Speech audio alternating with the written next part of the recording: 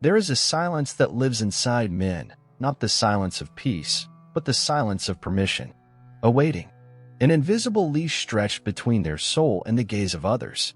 You see it in their eyes, the quiet hunger for approval, the trained stillness, the way they shrink their presence just enough to be allowed in but never feared. Never noticed too much. Never heavy enough to disturb. From childhood, you were groomed into this posture. Smile when spoken to. Be nice. Be agreeable. Raise your hand. Wait your turn. Do not interrupt. Do not challenge. Do not speak with the weight of certainty. And so you learn to fold yourself. To smile even when your fire was burning. To nod even when you knew they were wrong. To kneel not to something holy, but to something hollow. You call it respect. You call it humility. But what if it's neither? What if it's just fear wearing a virtue's mask? Lao Tzu, the ancient master of paradox, saw through the world long before it learned to name its masks. He walked the line between visibility and disappearance, between power and emptiness. He did not preach conquest or charisma. He taught a subtler truth that the world does not bend to the loudest, but to the most aligned. That real strength is not declared, it is radiated. But you were not raised in his world.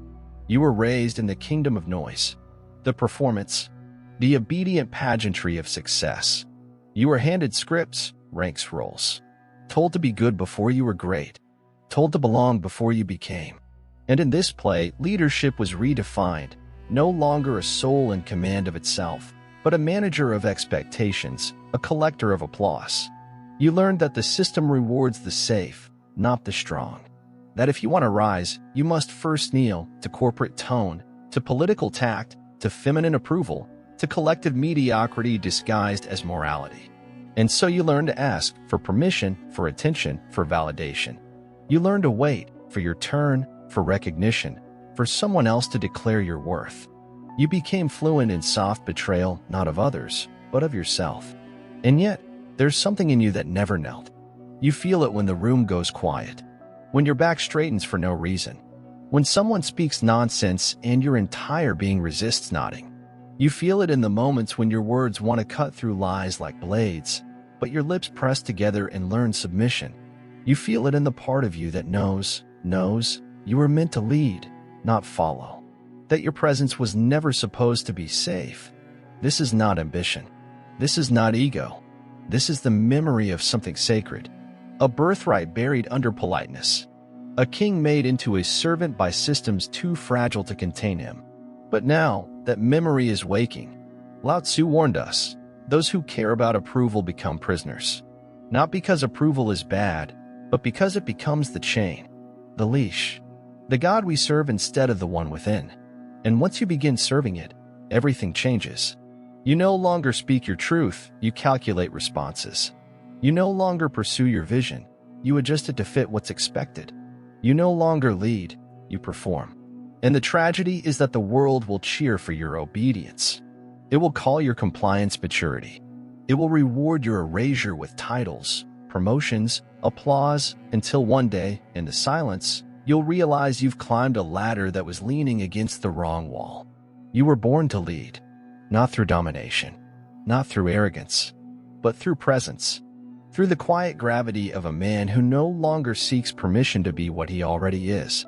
But presence cannot coexist with performance. To reclaim yourself, you must vanish from the role. You must leave the stage. You must forget what they called you and remember what you are.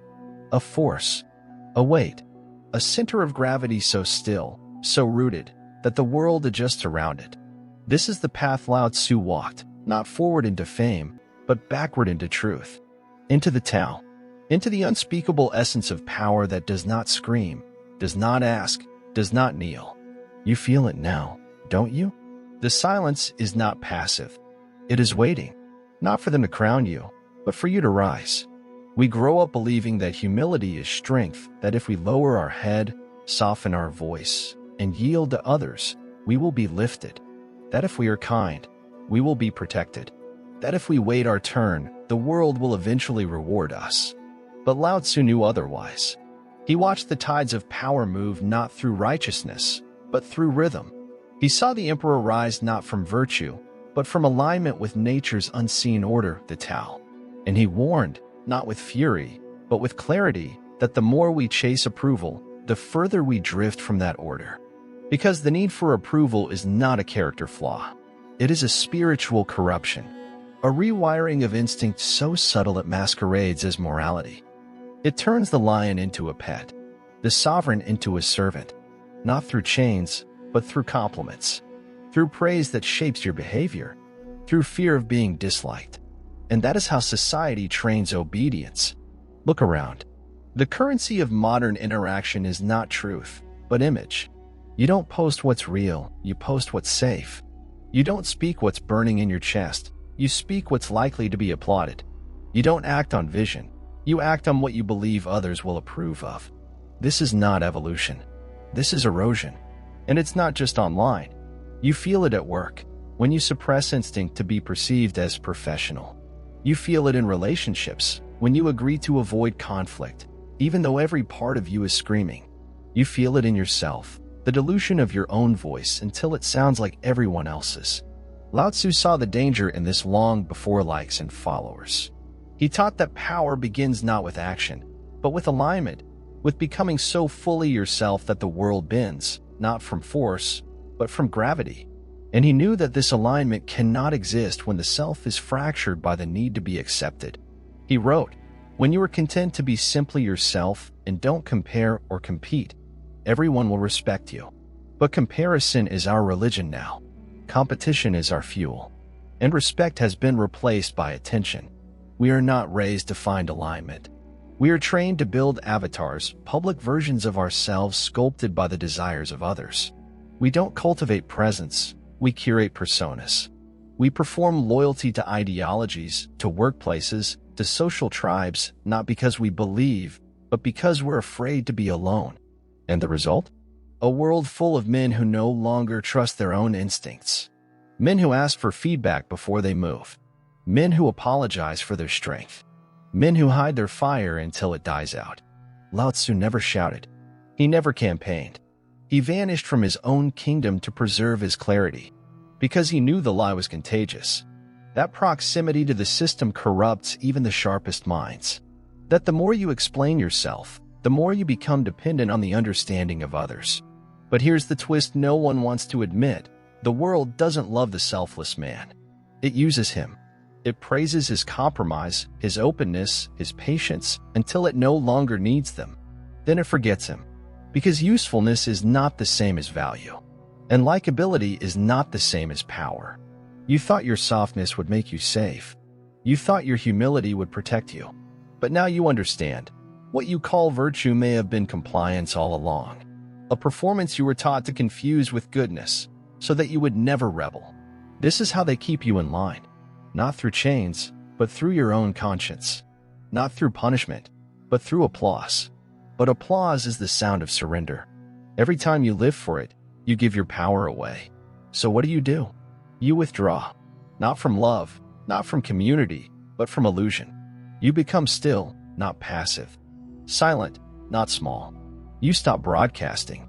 You stop asking. You stop needing. Because the world only kneels to what it cannot read. And when your presence no longer seeks validation, it becomes undeniable. This is not a new truth. It is an ancient one, but it is rare, because it cannot be taught. It must be remembered, and most men have forgotten. But maybe, just maybe, you're starting to remember. So now you know. Not everything that felt like love was love. Not every act of humility was strength. Not every smile was peace. Now the curtain is gone, and what's left is just this. You, in the mirror, realizing you've been shaping your life around a question you never dared to ask out loud. Who am I trying to be good for? You've silenced your instincts to be accepted. You've dulled your edge to be included. You've walked into rooms and left your power at the door just to make others feel safe. And for what? The job that doesn't see you. The woman who once admired your potential but now resents your passivity. The friends who only call when they need you quiet, compliant, unchanged. You've done everything right, and now you feel hollow. Not because you failed, but because you succeeded in becoming what they asked and lost what you are. You want to scream, but even that feels like a risk. Because who will love you when you stop asking for permission? This is the crisis Lao Tzu knew would come. The moment the soul turns on the self, when the quiet inside is no longer peaceful, but deafening. When you realize you haven't been living, you've been auditioning. But what if the mask won't come off? What if you've worn it so long that even you believe it? This is not depression. This is the body mourning the self it betrayed. You say you're burnt out. You're not. You're grieving your own silence. You say you're confused. You're not. You're terrified of your own clarity. Because clarity, real clarity, isn't comforting. It is annihilating. It strips you of excuses. It burns away your justifications. It leaves you naked with one inescapable truth. You are not who you pretend to be. So what do? Lao Tzu would not tell you to fight. He would not tell you to rise up and conquer. He would ask you to return, not to who you were taught to be, to who you were beneath that. But here is where it hurts. Returning requires destruction. You must unlearn the flattery. You must unlearn the scripts. You must unlearn the desire to be understood by those who benefit from your misunderstanding. That means loss. People will say you've changed when you were never yourself to begin with. They will call you cold when you've simply stopped bleeding on command. They will say you're selfish when you finally choose your soul over their expectations. They will leave. And in that space, where the applause dies and the crowd vanishes, and even your reflection feels unfamiliar, there is the beginning. Lao Tzu called it Wu Wei, not actionless, but effortlessness. Movement without the need for force. Presence without the need for performance. The power of being instead of becoming. But you cannot reach that state if your identity depends on being liked.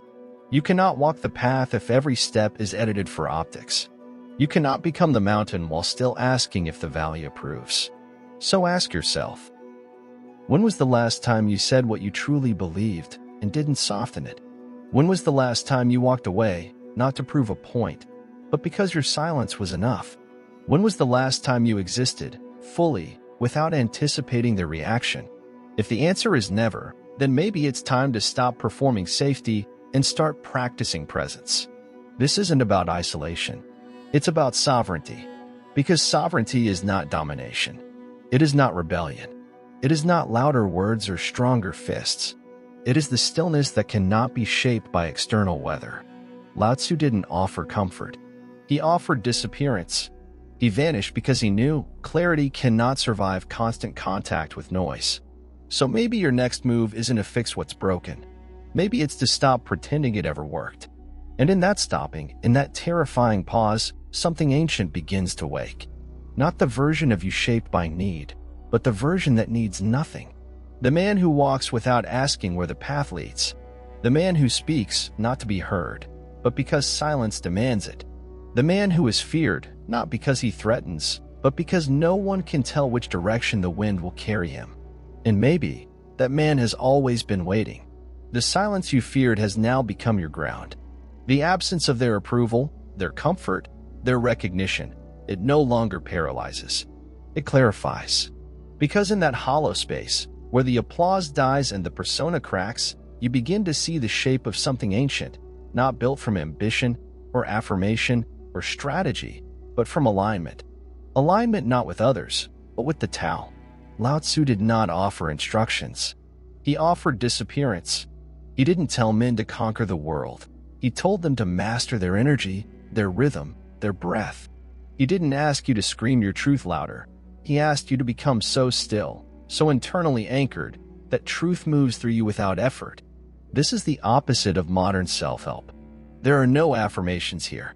No morning routines, no hustle mantras, no 10-step guides. There is only the slow return to what is real. Because power is not loud. Power is not ambition. Power is not posture or performance. Power is the ability to remain unchanged in a world designed to contort you. It is not about becoming something more.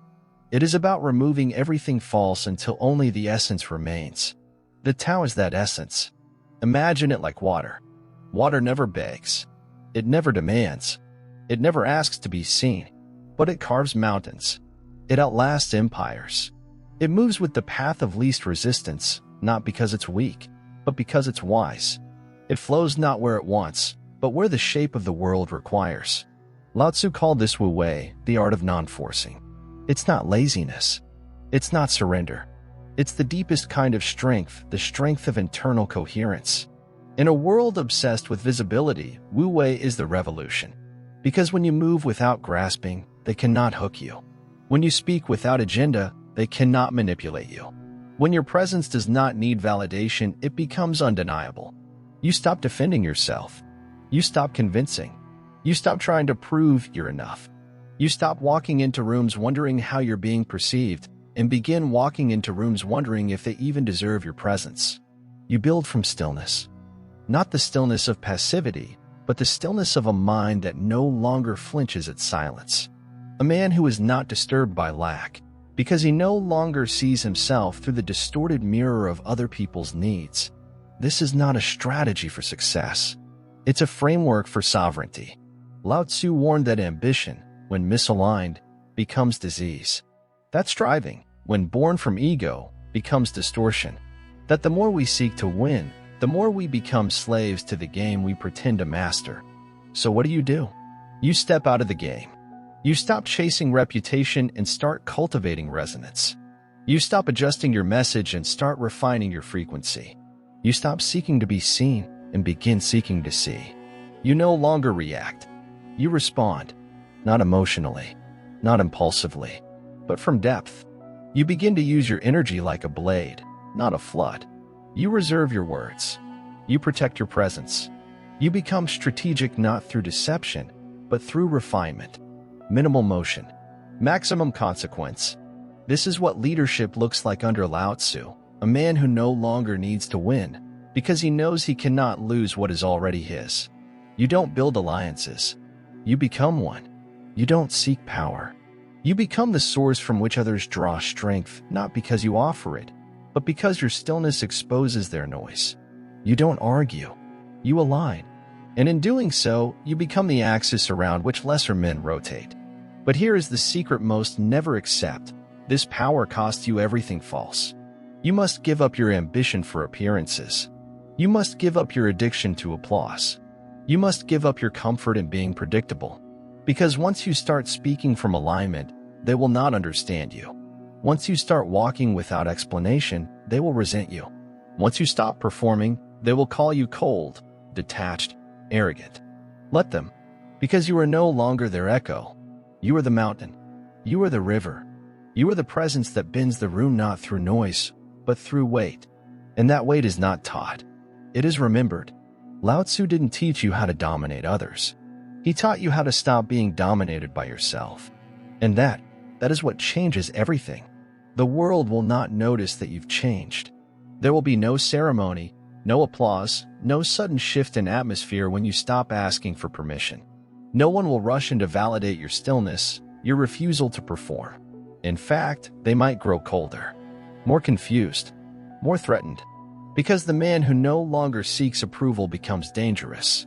He becomes unreadable, not through deception, but through presence. He no longer explains. He no longer decorates his truth and softness to soothe the insecure. He simply is. And in that being, a quiet pressure is felt by everyone around him. Not pressure to obey, pressure to adjust. This is the power Lao Tzu knew, not domination, but displacement. The invisible force that shifts the balance of a room without raising its voice. The man who doesn't move forward with noise, but downward, like roots breaking stone. And yet this power comes with a cost few are willing to pay. To live without applause means learning to live without noise. To move without force means releasing every script that told you force was your worth. To detach from outcome is to unhook your identity from the reaction it receives. It is to walk through a world obsessed with branding and say nothing. To walk through a world addicted to performance and not perform. To sit in a room full of false kings and not try to convince them you are real. Because you don't need to be crowned. You only need to stop kneeling. And yet, even now, some part of you resists. The ghost of your old self, still whispering, still bargaining, still asking. But what if they never understand me? To that ghost, Lao Tzu would say, they're not supposed to. Because clarity is not communal. It is solitary. It is not given. It is returned to like a fire rediscovered in the ash.